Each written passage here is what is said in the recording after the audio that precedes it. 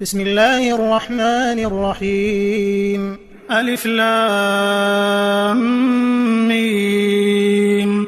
ذلك الكتاب لا ريب فيه هدى للمتقين الذين يؤمنون بالغيب ويقيمون الصلاة ومما رزقناهم ينفقون والذين يؤمنون بما أنزل إليك وما أنزل من قبلك وبالآخرة هم يوقنون أولئك على هدى من ربهم وأولئك هم المفلحون. إن الذين كفروا سواء عليهم أأنذرتهم أم لم تنذرهم لا يؤمنون ختم الله على قلوبهم وعلى سمعهم وعلى أبصارهم غشاوة ولهم عذاب عظيم. ومن الناس من يقول آمنا بالله وباليوم الآخر وما هم بمؤمنين يخادعون الله والذين آمنوا وما يخدعون إلا أنفسهم وما يشعرون في قلوبهم مرض فزادهم الله مرضا ولهم عذاب أليم بما كانوا يكذبون. وإذا قيل لهم لا تفسدوا في الأرض قالوا إنما نحن مصلحون ألا إنهم هم المفسدون ولكن لا يشعرون. وإذا قيل لهم آمنوا كما آمن الناس قالوا أنؤمن كما آمن السفهاء ألا إنهم هم السفهاء ولكن لا يعلمون. وإذا لقوا الذين آمنوا قالوا آمنا وإذا خلوا إلى شياطينهم قالوا إنا معكم إنما نحن مستهزئون الله يستهزئ بهم ويمدهم في طغيانهم يعمهون. أولئك الذين اشتروا الضلالة بالهدى فما ربحت تجارتهم وما كانوا مهتدين. مثلهم كمثل الذي استوقد نارا فلما أضاءت ما حوله ذهب الله بنورهم وتركهم في ظلمات لا يبصرون صم بكم عمي فهم لا يرجعون. أو كصيب من السماء فيه ظلمات ورعد وبرق يجعلون أصابعهم في آذانهم من الصواعق حذر الموت والله محيط بالكافرين. يكاد البرق يخطف أبصارهم كلما أضاء لهم مشوا فيه وإذا أظلم عليهم قاموا ولو شاء الله لذهب بسمعهم وأبصارهم إن الله على كل شيء قدير. يا أيها الناس اعبدوا ربكم الذي خلقكم والذين من قبلكم لعلكم تتقون الذي جعل لكم الأرض فراشا والسماء بناء وأنزل من السماء ماء فأخرج به من الثمرات رزقا لكم فلا تجعلوا لله أندادا وأنتم تعلمون. وإن كنتم في ريب مما نزلنا على عبدنا فأتوا بسورة من مثله وادعوا شهداءكم من دون الله إن كنتم صادقين فإن لم تفعلوا ولن تفعلوا فاتقوا النار التي وقودها الناس والحجارة أعدت للكافرين. وبشر الذين آمنوا وعملوا الصالحات أن لهم جنات تجري من تحتها الأنهار كلما رزقوا منها من ثمرة رزقا قالوا هذا الذي رزقنا من قبل وأتوا به متشابها ولهم فيها أزواج مطهرة وهم فيها خالدون. إن الله لا يستحيي أن يضرب مثلا ما بعوضة فما فوقها فأما الذين آمنوا فيعلمون أنه الحق من ربهم وأما الذين كفروا فيقولون ماذا أراد الله بهذا مثلا يضل به كثيرا ويهدي به كثيرا وما يضل به إلا الفاسقين الذين ينقضون عهد الله من بعد ميثاقه ويقطعون ما أمر الله به أن يوصل ويفسدون في الأرض أولئك هم الخاسرون. كيف تكفرون بالله وكنتم أمواتا فأحياكم ثم يميتكم ثم يحييكم ثم إليه ترجعون. هو الذي خلق لكم ما في الأرض جميعا ثم استوى إلى السماء فسواهن 7 سماوات وهو بكل شيء عليم. وإذ قال ربك للملائكة إني جاعل في الأرض خليفة قالوا أتجعل فيها من يفسد فيها ويسفك الدماء ونحن نسبح بحمدك ونقدس لك قال إني أعلم ما لا تعلمون. وعلم آدم الأسماء كلها ثم عرضهم على الملائكة فقال أنبئوني بأسماء هؤلاء إن كنتم صادقين. قالوا سبحانك لا علم لنا إلا ما علمتنا إنك أنت العليم الحكيم. قال يا آدم أنبئهم بأسمائهم. فلما أنبأهم بأسمائهم قال ألم أقل لكم إني أعلم غيب السماوات والأرض وأعلم ما تبدون وما كنتم تكتمون. وإذ قلنا للملائكة اسجدوا لآدم فسجدوا إلا إبليس أبى واستكبر وكان من الكافرين. وقلنا يا آدم اسكن أنت وزوجك الجنة وكلا منها رغدا حيث شئتما ولا تقربا هذه الشجرة فتكونا من الظالمين. فأزلهما الشيطان عنها فأخرجهما مما كانا فيه وقلنا اهبطوا بعضكم لبعض عدو ولكم في الأرض مستقر ومتاع إلى حين. فتلقى آدم من ربه كلمات فتاب عليه إنه هو التواب الرحيم. قلنا اهبطوا منها جميعا فإما يأتينكم مني هدى فمن تبع هداي فلا خوف عليهم ولا هم يحزنون. والذين كفروا وكذبوا بآياتنا أولئك أصحاب النار هم فيها خالدون. يا بني إسرائيل اذكروا نعمتي التي أنعمت عليكم وأوفوا بعهدي أوف بعهدكم وإياي فارهبون. وآمنوا بما أنزلت مصدقا لما معكم ولا تكونوا أول كافر به ولا تشتروا بآياتي ثمنا قليلا وإياي فاتقون. ولا تلبسوا الحق بالباطل وتكتموا الحق وأنتم تعلمون. وأقيموا الصلاة وآتوا الزكاة واركعوا مع الراكعين. أتأمرون الناس بالبر وتنسون أنفسكم وأنتم تتلون الكتاب أفلا تعقلون. واستعينوا بالصبر والصلاة وإنها لكبيرة إلا على الخاشعين الذين يظنون أنهم ملاقو ربهم وأنهم إليه راجعون. يا بني إسرائيل اذكروا نعمتي التي أنعمت عليكم وأني فضلتكم على العالمين.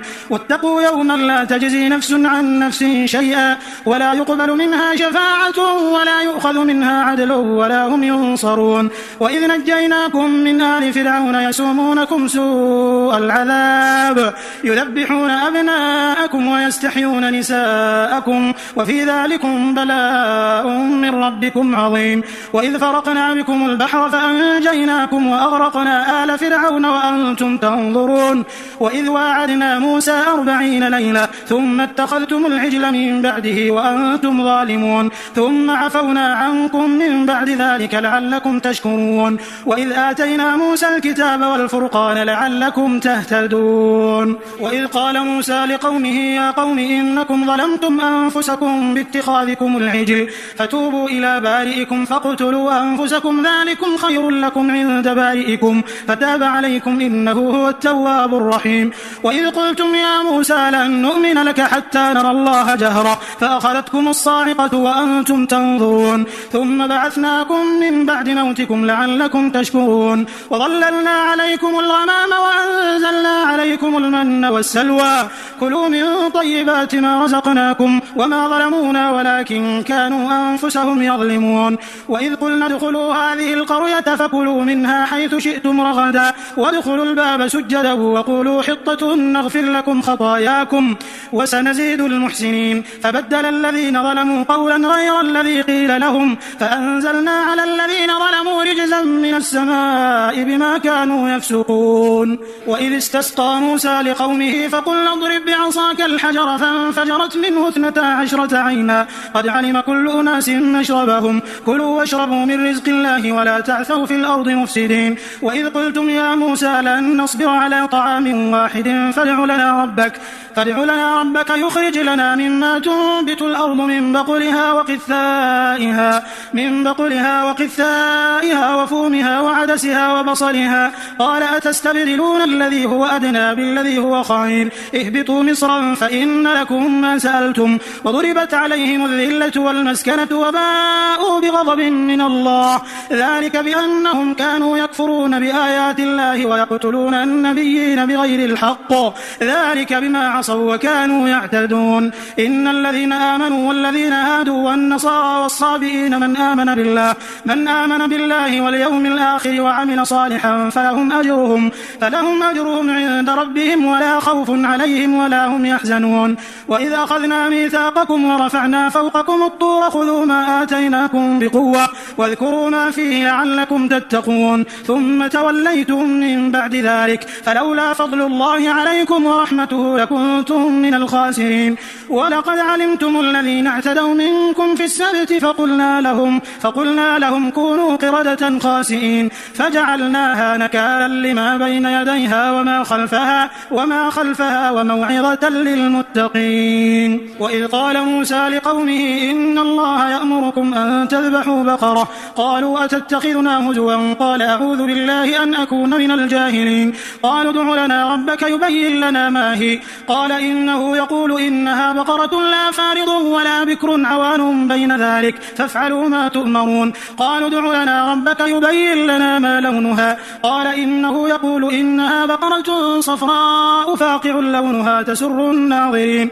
قالوا ادع لنا ربك يبين لنا ما هي إن البقرة شابه علينا وإنا إن شاء الله لمهتدون. قال إنه يقول إنها بقرة لا ذلول تثير الأرض ولا تسقي الحرث مسلمة لا شية فيها. قالوا الآن جئت بالحق فذبحوها وما كادوا يفعلون. وإذ قتلتم نفسا فادارأتم فيها والله مخرج ما كنتم تكتمون. فقلنا اضربوه ببعضها كذلك يحيي الله الموتى ويريكم آياته لعلكم تعقلون. ثم قست قلوبكم من بعد ذلك فهي كالحجارة أو أشد قسوة وإن من الحجارة لما يتفجر منه الأنهار وإن منها لما يشقق فيخرج منه الماء وإن منها لما يهبط من خشية الله وما الله بغافل عما تعملون. أفتطمعون أن يؤمنوا لكم وقد كان فريق منهم يسمعون كلام الله ثم يحرفونه من بعد ما عقلوه وهم يعلمون. وإذا لقوا الذين آمنوا قالوا آمنا وإذا خلا بعضهم إلى بعض قالوا أتحدثونهم بما فتح الله عليكم ليحاجوكم به عند ربكم أفلا تعقلون. أولا يعلمون أن الله يعلم ما يسرون وما يعلنون. ومنهم أمنيون لا يعلمون الكتاب إلا أماني وإن هم إلا يظنون. فويل للذين يكتبون الكتاب بأيديهم ثم يقولون هذا من عند الله ليشتروا به ثمنا قليلا فويل لهم مما كتبت أيديهم وويل لهم مما يكسبون. وقالوا لن تمسنا النار إلا أياما معدودة قل أتخذتم عند الله عهدا فلن يخلف الله عهده أم تقولون على الله ما لا تعلمون. بلى من كسب سيئة وأحاطت به خطيئته فأولئك أصحاب النار هم فيها خالدون. والذين آمنوا وعملوا الصالحات أولئك أصحاب الجنة هم فيها خالدون. وإذ أخذنا ميثاق بني إسرائيل لا تعبدون إلا الله وبالوالدين إحسانا وذي القربى واليتامى والمساكين وقولوا للناس حسنا وأقيموا الصلاة وآتوا الزكاة ثم توليتم إلا قليلا منكم وأنتم معرضون. وإذ أخذنا ميثاقكم لا تسفكون دماءكم ولا تخرجون أنفسكم من دياركم ثم أقررتم وأنتم تشهدون ثم أنتم هؤلاء تقتلون أنفسكم وتخرجون فريقا منكم من ديارهم تظاهرون عليهم بالإثم والعدوان وإن يأتوكم أسارى تفادوهم وهو محرم عليكم إخراجهم أفتؤمنون ببعض الكتاب وتكفرون ببعض فما جزاء من يفعل ذلك منكم إلا خزي في الحياة الدنيا ويوم القيامة يردون إلى أشد العذاب وما الله بغافل عما تعملون. أولئك الذين اشتروا الحياة الدنيا بالآخرة فلا يخفف عنهم العذاب ولا هم ينصرون. ولقد آتينا موسى الكتاب وقفينا من بعده بالرسل وآتينا عيسى ابن مريم البينات وأيدناه بروح القدس أفكلما جاءكم رسول بما لا تهوى أنفسكم استكبرتم ففريقا كذبتم وفريقا تقتلون وقالوا قلوبنا غلف بل لعنهم الله بكفرهم فقليلا ما يؤمنون ولما جاءهم كتاب من عند الله مصدق لما معهم وكانوا من قبل يستفتحون على الذين كفروا فلما جاءهم ما عرفوا كفروا به فلعنة الله على الكافرين بئس ما اشتروا به أنفسهم أن يكفروا بما أنزل الله بغيا أن ينزل الله من فضله على من يشاء من عباده فباءوا بغضب على غضب وللكافرين عذاب مهين وإذا قيل لهم آمنوا بما أنزل الله قالوا نؤمن بما أنزل علينا ويكفرون بما وراءه وهو الحق مصدقا لما معهم قل فلم تقتلون أنبياء الله من قبل إن كنتم مؤمنين ولقد جاءكم موسى بالبينات ثم اتخذتم العجل من بعده وأنتم ظالمون وإذ أخذنا ميثاقكم ورفعنا فوقكم الطور خذوا ما آتيناكم بقوة واسمعوا قالوا سمعنا وعصينا وأشربوا في قلوبهم العجل بكفرهم قل بئس ما يأمركم به إيمانكم إن كنتم مؤمنين قل إن كانت لكم الدار الآخرة عند الله خالصة من دون الناس فتمنوا الموت إن كنتم صادقين ولن يتمنوه أبدا بما قدمت أيديهم والله عليم بالظالمين ولتجدنهم أحرص الناس على حياة ومن الذين أشركوا يود أحدهم لو يعمر 1000 سنة وما هو بمزحزحه من العذاب أن يعمر والله بصير بما يعملون قل من كان عدوا لجبريل فإنه نزله على قلبك بإذن الله مصدقا لما بين يديه وهدى وبشرى للمؤمنين من كان عدوا لله وملائكته ورسله وجبريل وميكال فإن الله عدو للكافرين ولقد أنزلنا إليك آيات بينات وما يكفر بها إلا الفاسقون أو كلما عاهدوا عهدا نبذه فريق منهم بل أكثرهم لا يؤمنون فلما جاءهم رسول من عند الله مصدق لما معهم نبذ فريق من الذين أوتوا الكتاب كتاب الله وراء ظهورهم كأنهم لا يعلمون واتبعوا ما تتلو الشياطين على ملك سليمان وما كفر سليمان ولكن الشياطين كفروا يعلمون الناس السحر وما أنزل على الملكين ببابل هاروت وماروت وما يعلمان من أحد حتى يقولا إنما نحن فتنة فلا تكفر فيتعلمون منهما ما يفرقون به بين المرء وزوجه وما هم بضارين به من أحد إلا بإذن الله ويتعلمون ما يضرهم ولا ينفعهم ولقد علموا لمن اشتراه ما له في الآخرة من خلاق ولبئس ما شروا به أنفسهم لو كانوا يعلمون ولو أنهم آمنوا واتقوا لمثوبة من عند الله خير لو كانوا يعلمون يا أيها الذين آمنوا لا تقولوا راعنا وقولوا انظرنا واسمعوا وللكافرين عذاب أليم ما يود الذين كفروا من أهل الكتاب ولا المشركين أن ينزل عليكم من خير من ربكم والله يختص برحمته من يشاء والله ذو الفضل العظيم ما ننسخ من آية أو ننسها نأتي بخير منها أو مثلها ألم تعلم أن الله على كل شيء قدير ألم تعلم أن الله له ملك السماوات والأرض وما لكم من دون الله من ولي ولا نصير أم تريدون أن تسألوا رسولكم كما سئل موسى من قبل ومن يتبدل الكفر بالإيمان فقد ضل سواء السبيل ود كثير من أهل الكتاب لو يردونكم من بعد إيمانكم كفارا حسدا من عند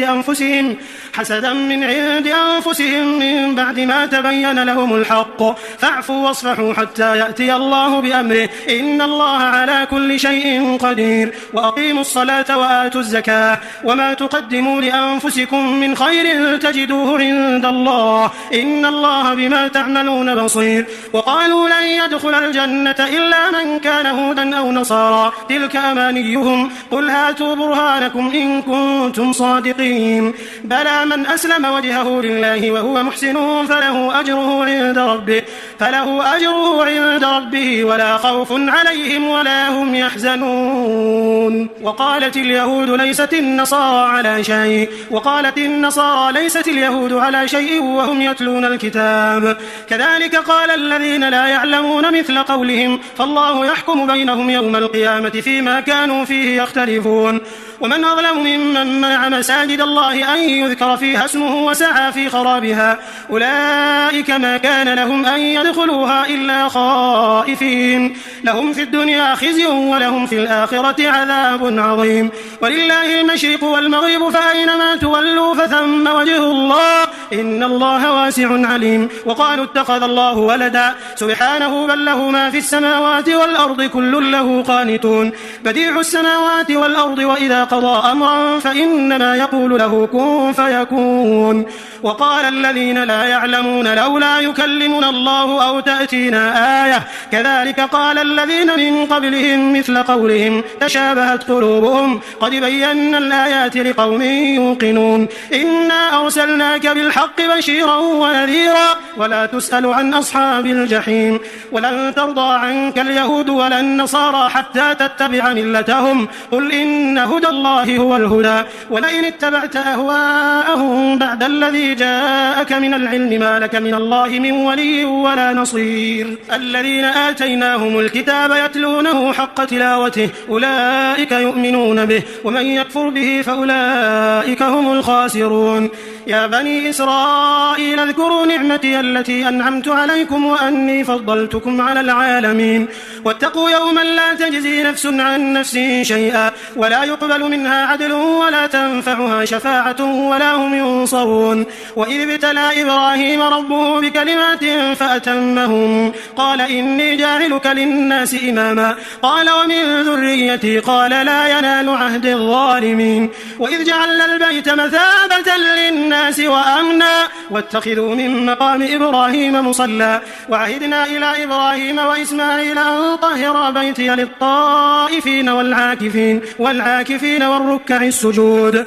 وإذ قال إبراهيم رب اجعل هذا بلدا آمنا وارزق أهله من الثمرات من آمن منهم بالله واليوم الآخر قال ومن كفر فأمتعه قليلا ثم أضطره إلى عذاب النار وبئس المصير. وإذ يرفع إبراهيم القواعد من البيت وإسماعيل ربنا تقبل منا إنك أنت السميع العليم ربنا وجعلنا مسلمين لك ومن ذريتنا أمة مسلمة لك وأرنا مناسكنا وتب علينا إنك أنت التواب الرحيم. ربنا وابعث فيهم رسولا منهم يتلو عليهم آياتك ويعلمهم الكتاب والحكمة ويزكيهم إنك أنت العزيز الحكيم. ومن يرغب عن ملة إبراهيم إلا من سفه نفسه ولقد اصطفيناه في الدنيا وإنه في الآخرة لمن الصالحين. إذ قال له ربه أسلم قال أسلمت لرب العالمين. ووصى بها إبراهيم بنيه ويعقوب يا بني إن الله اصطفى لكم الدين فلا تموتن إلا وأنتم مسلمون. أم كنتم شهداء إذ حضر يعقوب الموت إذ قال لبنيه ما تعبدون من بعدي قالوا نعبد إلهك وإله آبائك إبراهيم وإسماعيل وإسحاق إلها واحدا ونحن له مسلمون. تلك أمة قد خلت لها ما كسبت ولكم ما كسبتم ولا تسألون عما كانوا يعملون. وقالوا كونوا هودا أو نصارى تهتدوا قل بل ملة إبراهيم حنيفا وما كان من المشركين. قولوا آمنا بالله وما أنزل إلينا وما أنزل إلى إبراهيم وإسماعيل وإسحاق ويعقوب والأسباط وما أوتي موسى وعيسى وما أوتي النبيون من ربهم لا نفرق بين أحد منهم ونحن له مسلمون. فإن آمنوا بمثل ما آمنتم به فقد اهتدوا وإن تولوا فإنما هم في شقاق فسيكفيكهم الله وهو السميع العليم. صبغة الله ومن أحسن من الله صبغة ونحن له عابدون. قل أتحاجوننا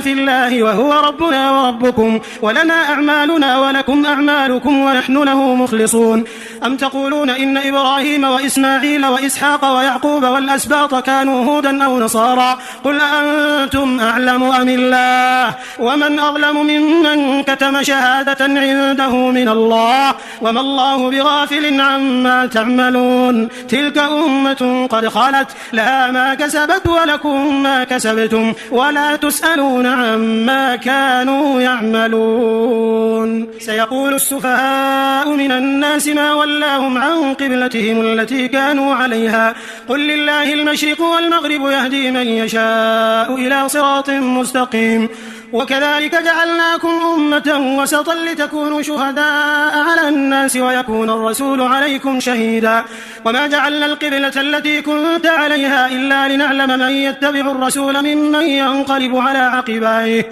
وإن كانت لكبيرة إلا على الذين هدى الله وما كان الله ليضيع إيمانكم إن الله بالناس لرؤوف رحيم قد نرى تقلب وجهك في السماء فلنولينك قبلة ترضاها فول وجهك شطر المسجد الحرام وحيث ما كنتم فولوا وجوهكم شطره وإن الذين أوتوا الكتاب ليعلمون أنه الحق من ربهم وما الله بغافل عما يعملون ولئن أتيت الذين أوتوا الكتاب بكل آية ما تبعوا قبلتك وما أنت بتابع قبلتهم وما بعضهم بتابع قبلة بعض ولئن اتبعت أهواءهم من بعد ما جاءك من العلم إنك إذا لمن الظالمين الذين آتيناهم الكتاب يعرفونه كما يعرفون أبناءهم وإن فريقا منهم ليكتمون الحق وهم يعلمون الحق من ربك فلا تكونن من الممترين ولكل وجهة هو موليها فاستبقوا الخيرات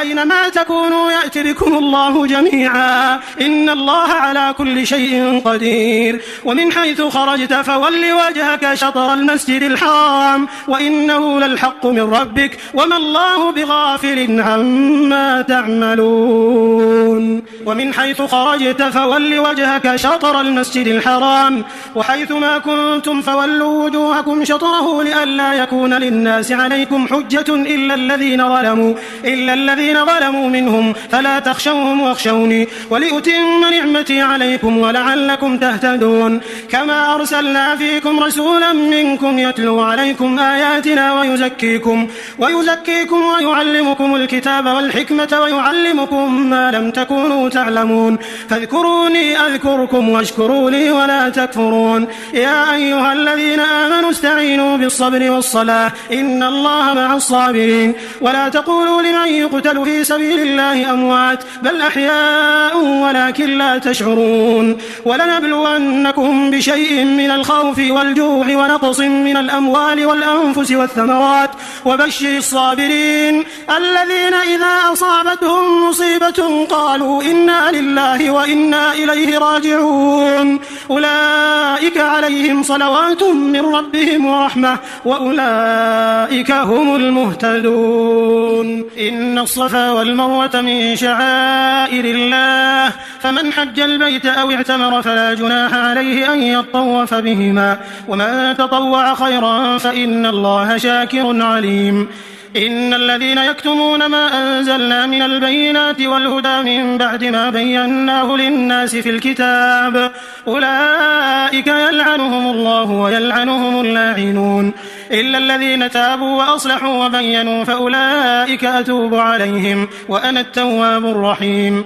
إن الذين كفروا وماتوا وهم كفار أولئك عليهم لعنة الله والملائكة والناس أجمعين خالدين فيها لا يخفف عنهم العذاب ولا هم ينظرون وإلهكم إله واحد لا إله إلا هو الرحمن الرحيم إن في خلق السماوات والأرض واختلاف الليل والنهار والفلك التي تجري في البحر بما ينفع الناس وما أنزل الله من السماء من ماء فأحيا به الأرض بعد موتها وبث فيها من كل دابة وتصريف الرياح والسحاب المسخر بين السماء والأرض لآيات لقوم يعقلون ومن الناس من يتخذ من دون الله أندادا يحبونهم كحب الله والذين آمنوا أشد حبا لله ولو يرى الذين ظلموا إذ يرون العذاب أن القوة لله جميعا وأن الله شديد العذاب إذ تبرأ الذين اتبعوا من الذين اتبعوا ورأوا العذاب وتقطعت بهم الأسباب وقال الذين اتبعوا لو أن لنا كرة فنتبرأ منهم كما تبرأوا منا كذلك يريهم الله أعمالهم حسرات عليهم وما هم بخارجين من النار يا أيها الناس كلوا مما في الأرض حلالا طيبا ولا تتبعوا خطوات الشيطان إنه لكم عدو مبين إنما يأمركم بالسوء والفحشاء وأن تقولوا على الله ما لا تعلمون وإذا قيل لهم اتبعوا ما أنزل الله قالوا بل نتبع ما ألفينا عليه آباءنا أولو كان آباؤهم لا يعقلون شيئا ولا يهتدون ومثل الذين كفروا كمثل الذي ينعق بما لا يسمع إلا دعاء ونداء صم بكم عمي فهم لا يعقلون يا أيها الذين آمنوا كلوا من طيبات ما رزقناكم واشكروا لله إن كنتم إياه تعبدون إنما حرم عليكم الميتة والدم ولحم الخنزير وما أهل به لغير الله فمن اضطر غير باغ ولا عاد فلا إثم عليه إن الله غفور رحيم إن الذين يكتمون ما أنزل الله من الكتاب ويشترون به ثمنا قليلا أولئك ما يأكلون في بطونهم إلا النار ولا يكلمهم الله يوم القيامة ولا يزكيهم ولهم عذاب أليم أولئك الذين اشتروا الضلالة بالهدى والعذاب بالمغفرة فما أصبرهم على النار ذلك بأن الله نزل الكتاب بالحق وإن الذين اختلفوا في الكتاب لفي شقاق بعيد ليس البر أن تولوا وجوهكم قبل المشرق والمغرب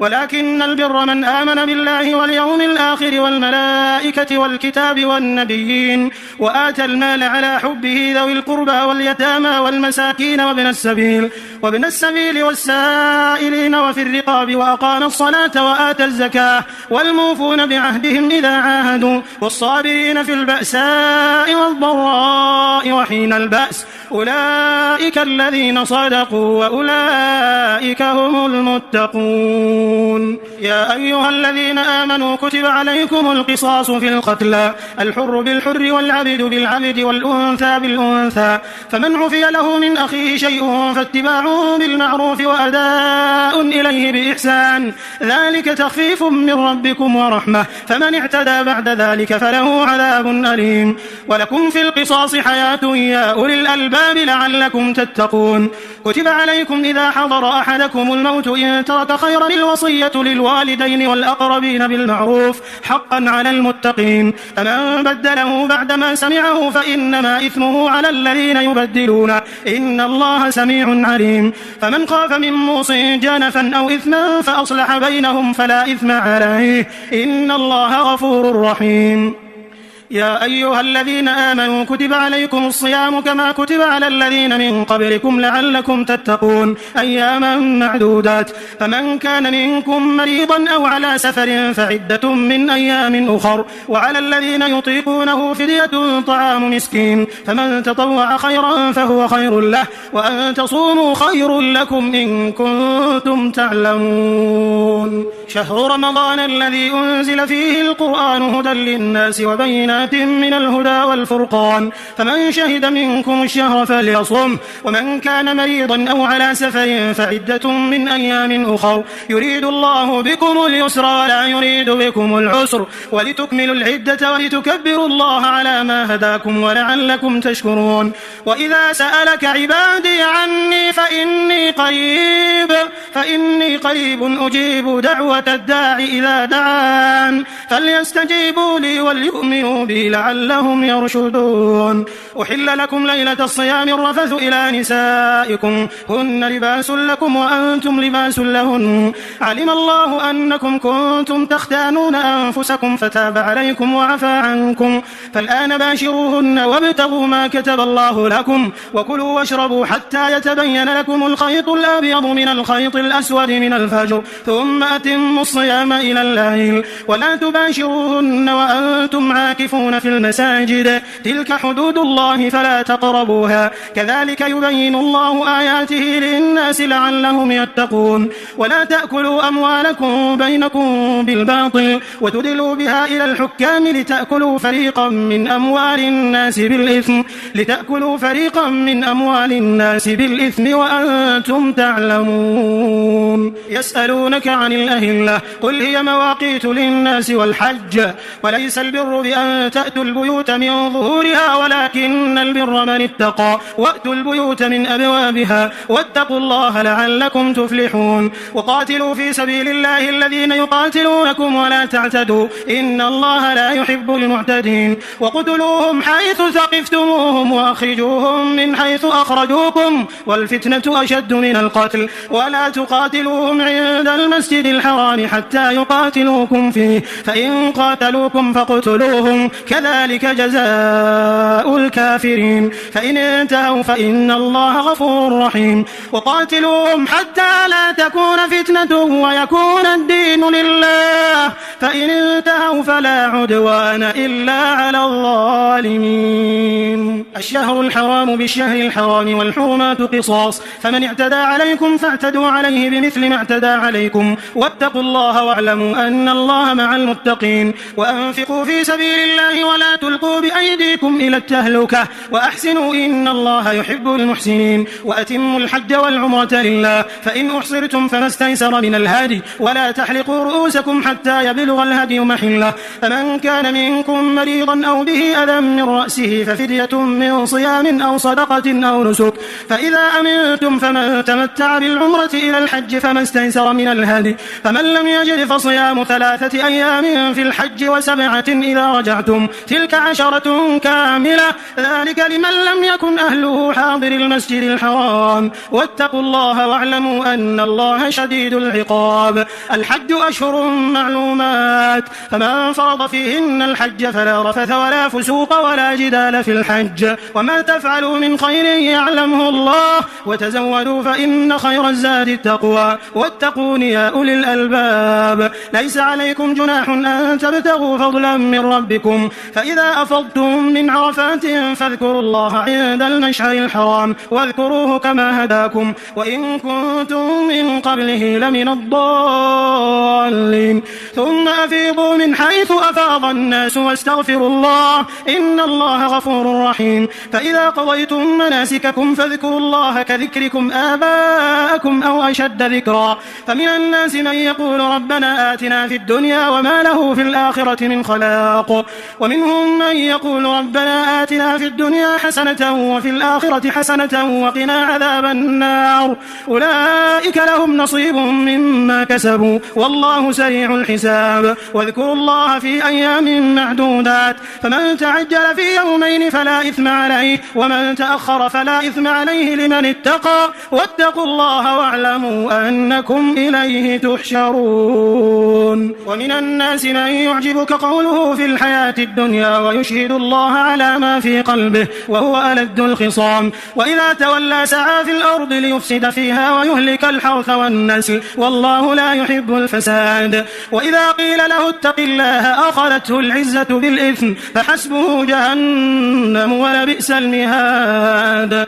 ومن الناس من يشري نفسه ابتغاء مرضات الله والله رؤوف بالعباد. يا أيها الذين آمنوا ادخلوا في السلم كافة كافة ولا تتبعوا خطوات الشيطان إنه لكم عدو مبين فإن زللتم من بعد ما جاءتكم البينات فاعلموا أن الله عزيز حكيم هل ينظرون إلا أن يأتيهم الله في ظلل من الغمام والملائكة وقضي الأمر وإلى الله ترجع الأمور سل بني إسرائيل كم آتيناهم من آية بينة ومن يبدل نعمة الله من بعد ما جاءته فإن الله شديد العقاب زين للذين كفروا الحياة الدنيا ويسخرون من الذين آمنوا والذين اتقوا فوقهم يوم القيامة والله يرزق من يشاء بغير حساب كان الناس أمة واحدة فبعث الله النبيين مبشرين ومنذرين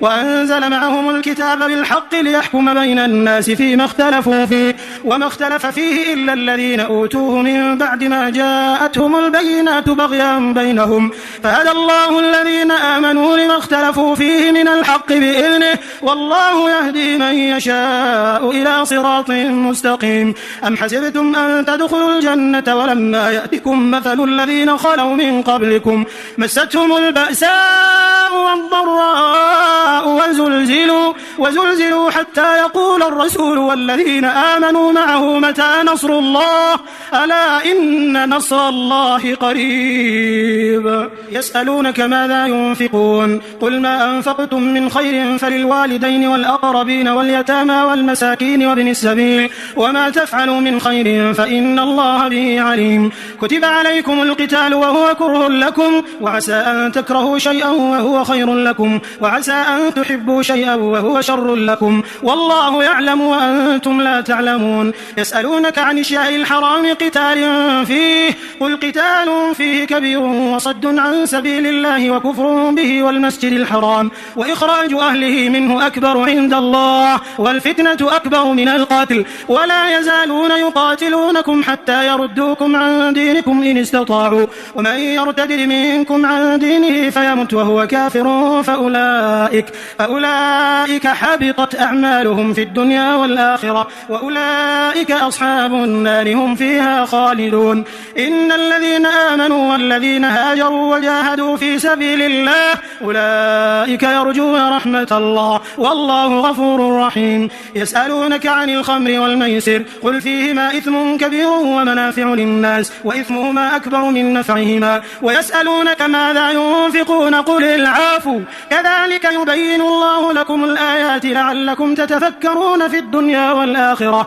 ويسألونك عن اليتامى قل إصلاح لهم خير وإن تخالطوهم فإخوانكم والله يعلم المفسد من المصلح ولو شاء الله لأعنتكم إن الله عزيز حكيم ولا تنكحوا المشركات حتى يؤمنوا ولأمة مؤمنة خير من مشركة ولو أعجبتكم ولا تنكحوا المشركين حتى يؤمنوا ولعبد مؤمن خير من مشرك ولو أعجبكم أولئك يدعون إلى النار والله يدعو إلى الجنة والمغفرة بإذنه ويبين آياته للناس لعلهم يتذكرون ويسألونك عن المحيض قل هو أذى فاعتزلوا النساء في المحيض ولا تقربوهن حتى يطهرن فإذا تطهرن فأتوهن من حيث أمركم الله إن الله يحب التوابين ويحب المتطهرين نساؤكم حرث لكم فأتوا حرثكم أن شئتم وقدموا لأنفسكم واتقوا الله واعلموا أنكم ملاقوه وبشر المؤمنين ولا تجعلوا الله عرضة لأيمانكم أن تبروا وتتقوا وتصلحوا بين الناس والله سميع عليم لا يؤاخذكم الله باللغو في أيمانكم ولكن يؤاخذكم بما كسبت قلوبكم والله غفور حليم للذين يؤلون من نسائهم تربص 4 أشهر فإن فاءوا فإن الله غفور رحيم وإن عزموا الطلاق فإن الله سميع عليم والمطلقات يتربصن بأنفسهن 3 قروء ولا يحل لهن أن يكتمن ما خلق الله في أرحامهن إن كن يؤمن بالله واليوم الآخر وبعولتهن أحق بردهن في ذلك إن أرادوا إصلاحا ولهن مثل الذي عليهن بالمعروف وللرجال عليهن درجة والله عزيز حكيم. الطلاق مرتان فإمساك بمعروف أو تسريح بإحسان ولا يحل لكم أن تأخذوا مما آتيتموهن شيئا إلا أن يخافا ألا يقيما حدود الله، فإن خفتم ألا يقيما حدود الله فلا جناح عليهما فيما افتدت به، تلك حدود الله فلا تعتدوها، ومن يتعد حدود الله فأولئك هم الظالمون. فإن طلقها فلا تحل له من بعد حتى تنكح زوجا غيره، فإن طلقها فلا جناح عليهما أن يتراجعا إن ظنا أن يقيما حدود الله، وتلك حدود الله يبينها لقوم يعلمون. وإذا طلقتم النساء فبلغن أجلهن فأمسكوهن بمعروف أو سرحوهن بمعروف ولا تمسكوهن ضرارا لتعتدوا، ومن يفعل ذلك فقد ظلم نفسه. ولا تتخذوا آيات الله هزوا واذكروا نعمة الله عليكم وما أنزل عليكم من الكتاب والحكمة يعظكم به، واتقوا الله واعلموا أن الله بكل شيء عليم. وإذا طلقتم النساء فبلغن أجلهن فلا تعضلوهن أن ينكحن أزواجهن إذا تراضوا بينهم بالمعروف، ذلك يوعظ به من كان منكم يؤمن بالله واليوم الآخر، ذلكم أزكى لكم وأطهر، والله يعلم وأنتم لا تعلمون. والوالدات يرضعن أولادهن حولين كاملين لمن أراد أن يتم الرضاعة، وعلى المولود له رزقهن وكسوتهن بالمعروف، لا تكلف نفس إلا وسعها، لا تضار والدة بولدها ولا مولود له بولده، وعلى الوارث مثل ذلك، فإن أرادا فصالا عن تراض منهما وتشاور فلا جناح عليهما. وإن أردتم أن تسترضعوا أولادكم فلا جناح عليكم إذا سلمتم ما آتيتم بالمعروف، واتقوا الله واعلموا أن الله بما تعملون بصير. والذين يتوفون منكم ويذرون أزواجا يتربصن بأنفسهن 4 أشهر و10، فإذا بلغن أجلهن فلا جناح عليكم فيما فعلن في أنفسهن بالمعروف، والله بما تعملون خبير. ولا جناح عليكم فيما عرضتم به من خطبة النساء أو أكننتم في أنفسكم، علم الله أنكم ستذكرونهن ولكن لا تواعدوهن سرا إلا أن تقولوا قولا معروفا، ولا تعزموا عقدة النكاح حتى يبلغ الكتاب أجله، واعلموا أن الله يعلم ما في أنفسكم فاحذروه، واعلموا أن الله غفور حليم. لا جناح عليكم إن طلقتم النساء ما لم تمسوهن أو تفرضوا لهن فريضة، ومتعوهن على الموسع قدره وعلى المقتر قدره متاعا بالمعروف حقا على المحسنين. وإن طلقتموهن من قبل أن تمسوهن وقد فرضتم لهن فريضة فنصف ما فرضتم إلا أن يعفون أو يعفو الذي بيده عقدة النكاح، وأن تعفوا أقرب للتقوى، ولا تنسوا الفضل بينكم، إن الله بما تعملون بصير. حافظوا على الصلوات والصلاة الوسطى وقوموا لله قانتين، فإن خفتم فرجالا أو ركبانا، فإذا أمنتم فاذكروا الله كما علمكم ما لم تكونوا تعلمون. والذين يتوفون منكم ويذرون أزواجا وصية لأزواجهم متاعا إلى الحول غير إخراج، فإن خرجن فلا جناح عليكم فيما فعلن في أنفسهن من معروف، والله عزيز حكيم. وللمطلقات متاع بالمعروف حقا على المتقين، كذلك يبين الله لكم آياته لعلكم تعقلون. ألم تر إلى الذين خرجوا من ديارهم وهم ألوف حذر الموت فقال لهم الله موتوا ثم أحياهم، إن الله لذو فضل على الناس ولكن أكثر الناس لا يشكرون. وقاتلوا في سبيل الله واعلموا أن الله سميع عليم. من ذا الذي يقرض الله قرضا حسنا فيضاعفه له أضعافا كثيرة، والله يقبض ويبسط وإليه ترجعون. ألم تر إلى الملأ من بني إسرائيل من بعد موسى إذ قالوا لنبي له مبعث ابعث لنا ملكا نقاتل في سبيل الله. قال هل عسيتم إن كتب عليكم القتال ألا تقاتلوا؟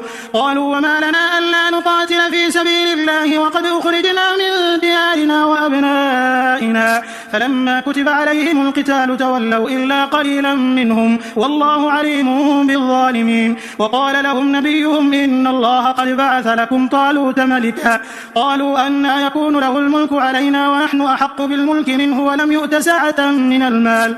قال إن الله اصطفاه عليكم وزاده بسطة في العلم والجسم والله يؤتي ملكه من يشاء والله واسع عليم. وقال لهم نبيهم إن آية ملكه أن يأتيكم التابوت فيه سكينة من ربكم وبقية مما ترك آل موسى وآل هارون تحمله الملائكة إن في ذلك لآية لكم إن كنتم مؤمنين. فلما فصل طالوت بالجنود قال إن الله مبتليكم بنهر فمن شرب منه فليس مني ومن لم يطعمه فإنه مني إلا من اغترف غرفة بيده فشربوا منه إلا قليلا منهم. فلما جاوزه هو والذين آمنوا معه قالوا لا طاقة لنا اليوم بجالوت وجنوده.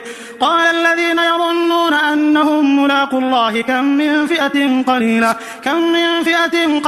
غلبت فئة كثيرة بإذن الله والله مع الصابرين. ولما برزوا لجالوت وجنوده قالوا ربنا أفرغ علينا صبرا وثبت أقدامنا وانصرنا على القوم الكافرين. فهزموهم بإذن الله. وقتل داود جالوت وآتاه الله الملك والحكمة وعلمه مما يشاء ولولا دفع الله الناس بعضهم ببعض لفسدت الأرض ولكن الله ذو فضل على العالمين. تلك آيات الله نتلوها عليك بالحق وإنك لمن المرسلين. تلك الرسل فضلنا بعضهم على بعض منهم من كلم الله ورفع بعضهم درجات وآتينا عيسى ابن مريم البينات وأيدناه بروح القدس. ولو شاء الله ما اقتتل الذين من بعدهم من بعد ما جاءتهم البينات ولكن اختلفوا فمنهم من آمن ومنهم من كفر. ولو شاء الله ما اقتتلوا ولكن الله يفعل ما يريد. يا أيها الذين آمنوا أنفقوا مما رزقناكم من قبل أن يأتي يوم لا بيع فيه ولا خلة ولا شفاعة والكافرون هم الظالمون. الله لا إله إلا هو الحي القيوم لا تأخذه سنة ولا نوم له ما في السماوات وما في الأرض. من ذا الذي يشفع عنده إلا بإذنه يعلم ما بين أيديهم وما خلفهم ولا يحيطون بشيء من علمه إلا بما شاء. وسع كرسيه السماوات والأرض ولا يؤوده حفظهما وهو العلي العظيم. لا إكراه في الدين قد تبين الرشد من الغي. فمن يكفر بالطاغوت ويؤمن بالله فقد استمسك بالعروة الوثقى لا انفصام لها والله سميع عليم. الله ولي الذين آمنوا يخرجهم من الظلمات إلى النور والذين كفروا أولياؤهم الطاغوت يخرجونهم من النور إلى الظلمات أولئك أصحاب النار هم فيها خالدون. ألم تر إلى الذي حاج إبراهيم في ربه أن آتاه الله الملك إذ قال إبراهيم ربي الذي يحيي ويميت قال أنا أحيي وأميت.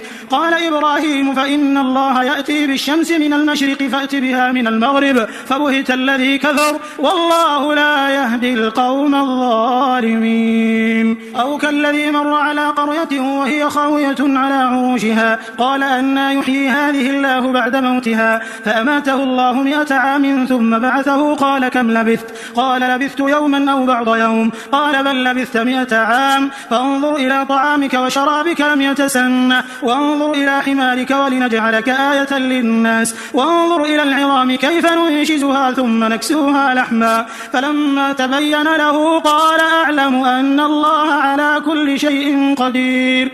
وإذ قال إبراهيم رب أرني كيف تحيي الموتى قال أولم تؤمن قال بلى ولكن ليطمئن قلبي قال فخذ 4 من الطير فصرهن إليك ثم اجعل على كل جبل منهن جزءا ثم ادعهن يأتينك سعيا واعلم أن الله عزيز حكيم. مثل الذين ينفقون أموالهم في سبيل الله كمثل حبة أنبتت 7 سنابل في كل سنبلة 100 حبة والله يضاعف لمن يشاء والله واسع عليم. الذين ينفقون أموالهم في سبيل الله ثم لا يتبعون ما أنفقوا منا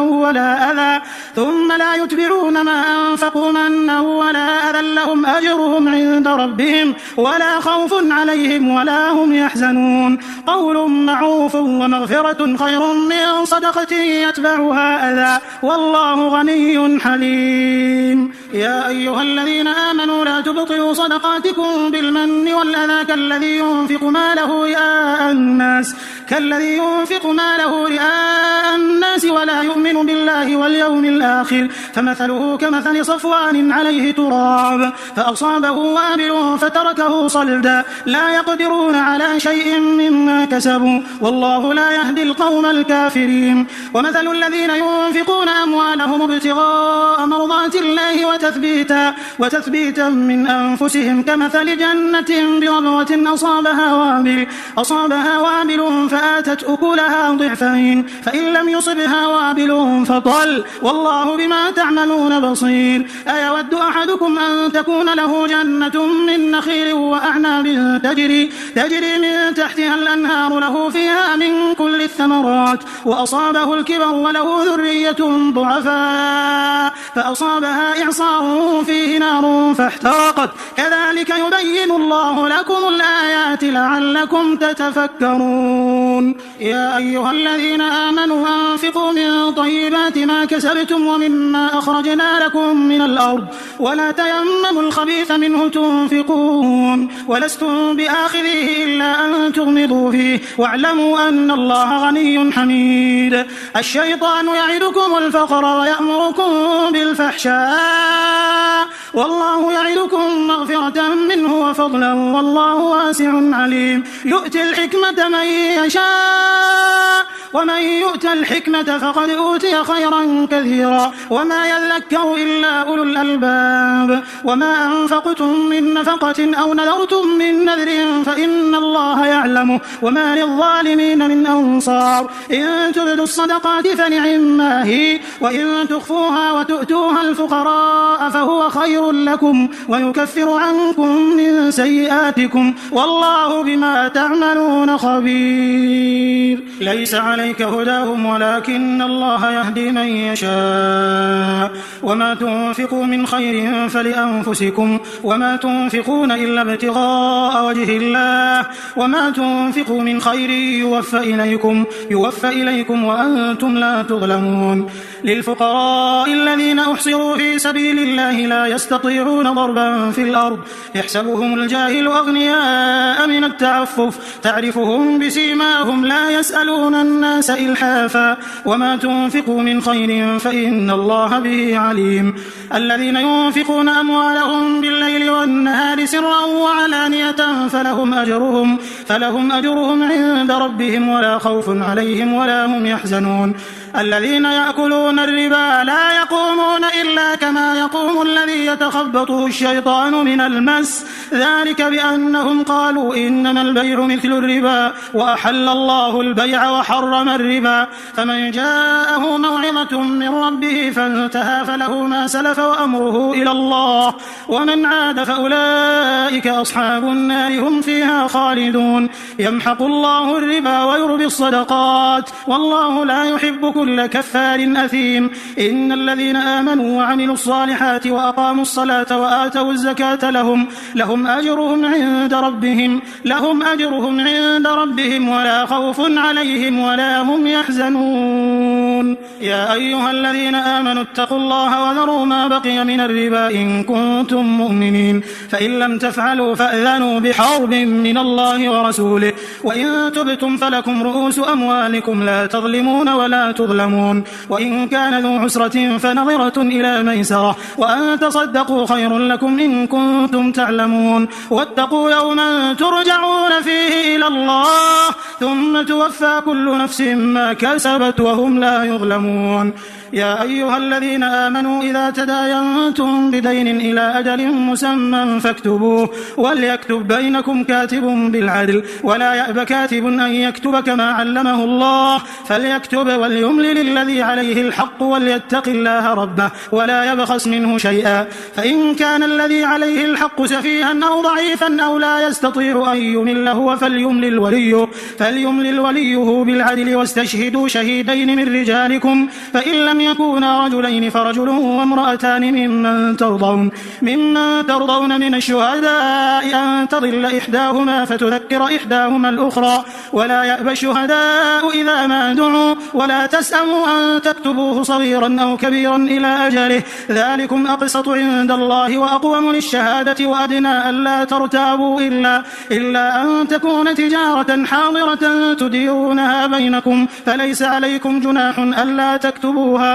وأشهدوا إذا تبايعتم، ولا يضار كاتب ولا شهيد، وإن تفعلوا فإنه فسوق بكم، واتقوا الله ويعلمكم الله والله بكل شيء عليم. وإن كنتم على سفر ولم تجدوا كاتبا فرهان مقبوضة، فإن أمن بعضكم بعضا فليؤدي الذي اؤتمن أمانته وليتق الله ربه ولا تكتموا الشهادة، ومن يكتمها فإنه آثم قلبه والله بما تعملون عليم. لله ما في السماوات وما في الأرض، وإن تبدوا ما في أنفسكم أو تخفوه يحاسبكم به الله فيغفر لمن يشاء ويعذب من يشاء والله على كل شيء قدير. آمن الرسول بما أنزل إليه من ربه والمؤمنون كل آمن بالله وملائكته وكتبه ورسله لا نفرق بين أحد من رسله وقالوا سمعنا وأطعنا غفرانك ربنا وإليك المصير. لا يكلف الله نفسا إلا وسعها لها ما كسبت وعليها ما اكتسبت. ربنا لا تؤاخذنا إن نسينا أو أخطأنا ربنا ولا تحمل علينا إصرا كما حملته على الذين من قبلنا ربنا ولا تحملنا ما لا طاقة لنا به واعف عنا واغفر لنا وارحمنا أنت مولانا فانصرنا على القوم الكافرين.